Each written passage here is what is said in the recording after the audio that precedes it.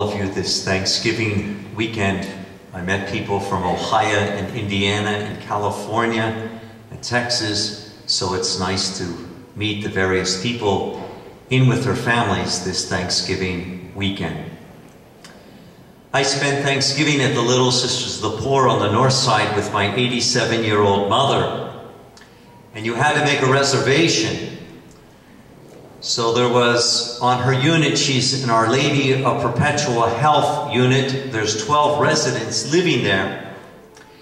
I would say there was about 65 to 70 people who were there for Thanksgiving Day. And as we were ready for Thanksgiving meal at 12:15, we were assembling, and the last two people to take their seats was Bishop Zubik, who offered the prayer, and his father, Stanley, who lives 2 rooms away from my mother. And as his dad was brushing by my side, he nudges me and says, "Be on guard, be alert, Father Rich, your boss is behind me." And I said, "That's okay, Mr. Zubik, his boss is in front of him." After the meal, a lady comes up to me and she said, "You know, Father, since your mother has come on our unit in May, she always smiles. And she always gives that warmth of her presence wherever she's near." And she said, "Today I learned the reason why she smiles." I said, "Oh yeah, what's that?" She said she has a son who's a priest. And if I had a son who was a priest, I would be smiling all the time too. And I said, "Well, I thank you for your compliment, but Archbishop Fulton Sheen said that half of a vocation to the priesthood must be attributed to a loving and holy mother." And I said, "My mother has more than 50%. I said at the end of the Thanksgiving meal, I said, "Mom, remember as a kid, you would have us answer the question, what is the one thing you're thankful for this Thanksgiving?" And I asked Mom, what's the one thing she's thankful for this Thanksgiving 2010? And she said, "I'm thankful that God always provided for my family." As we begin our Advent pilgrimage, we hear the prophet Isaiah, who calls all the nations to stream up to the house of Jacob to worship the Lord. It's a messianic fulfillment of God's people from all the nations, all peoples, all together, as they have come together as a community of believers. There's no discrimination in this messianic banquet of peace and fulfillment.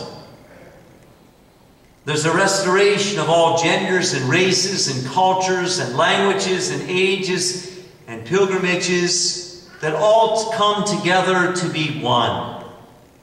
In living together and working together, that they find that God is in their midst in justice and peace that He comes to fashion in His people. And the prophet Isaiah calls us to live in a covenant relationship with God. And he says he wants us to put down our weapons of violence and war. He wants us to put down our spears and our arrows and all of the things of destructions and hatred. He wants us to be disarmed, disrobed from, so that we can embrace the message of the coming of this Messiah, one of holiness and grace, peace and truth, justice and love. On Black Friday, you saw down in Florida, 2 girls were fighting one another over a TV. And the peacemaker, the reconciler, was the one who got the TV, the one who tried to bring unity and healing. The darkness doesn't win. And that's the story of sacred scripture. Paul, in his letter to the Romans today, says in a very stark and sober way to take off our deeds of darkness. Take off the tyranny of evil. And he says, make no provisions for the faith make no provisions for the flesh because it tyrannizes the faith. It brings tear gas over it.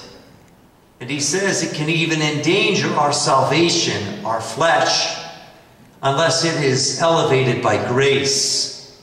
Because our flesh by itself is sinful and has a propensity towards selfishness. It needs grace in our nature to be elevated to live in a godlike way, in a godly fashion. Paul exhorts us to put away all the deeds of darkness and self-indulgence. And he categorizes them by saying drunkenness and promiscuity and rivalries, orgies and jealousies. All of these things are destructive. And they militate against and are hostile to the things of the Spirit. And Paul says there's nothing that makes you more half dead than sin. And he says, rouse from your sleepiness, your lethargy, your apathy.